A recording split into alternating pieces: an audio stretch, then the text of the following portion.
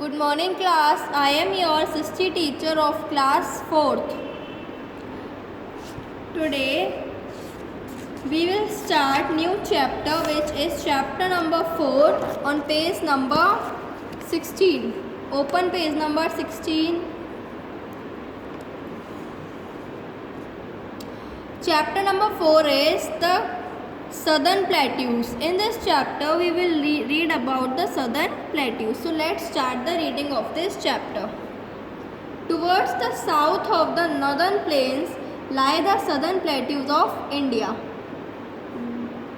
The Southern Plateau region is triangular in shape and covers a very large part of India.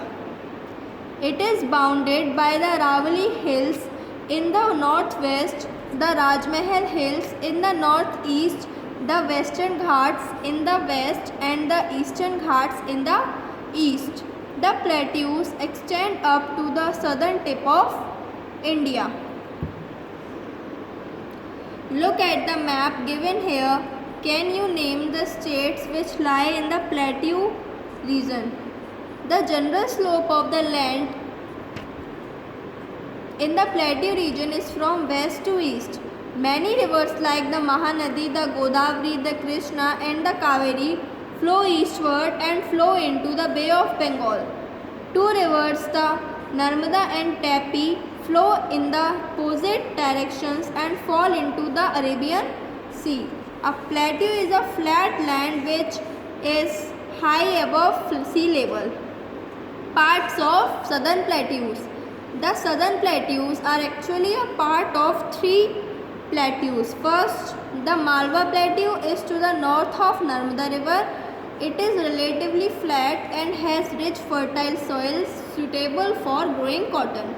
Second, the Chota Nagpur Plateau is on the eastern side. This is very rich in mineral resources. Third, the Deccan Plateau is the largest of the three. The surface is highly uneven and the soil is also not very fertile. Large deposits of iron and mica are found in this area. The Western and the Eastern Ghats. When the Western Ghats and Eastern Ghats come close to each other near the southern tip of India, the Western Ghats are higher than the Eastern Ghats. The rivers of the Southern Plateaus do not originate from the glaciers or snow-covered mountains. They depend mostly on the monsoon rains for their supply of water. These rivers dry up during the times of drought. Some rivers in the Ghats make waterfalls on their way to the sea. The beautiful Jog Falls on the river Sharavati in Karnataka is the highest waterfall in India. Dams. Rivers generally flow swiftly. Dams have been built across many rivers. Water is stored in big rivers behind the dams. This stored water is used for generating electricity and also for irrigating the farmlands. The Metardub Dam on the Kaveri River is the largest irrigation project in the South India. The Nagarjuna Sagar Dam on the river Krishna and the Hirakud Dam on the river Mahanadi are other important multi-purpose projects. Mineral resources. The plateaus are rich in mineral resources. The main minerals found here are iron ore, mica and gold. The famous Kolar gold mines are located in Karnataka. Many industrial centers have developed in the southern states of India.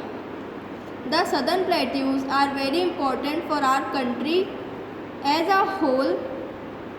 The whole area is rich in mineral and forest resources. Many products like teak, rosewood, sandalwood, etc. found here. These are the recap points. You have to read these recap points. This is the reading of the chapter. In the next video, I will explain this chapter. Till then, thank you class and have a nice day. Goodbye.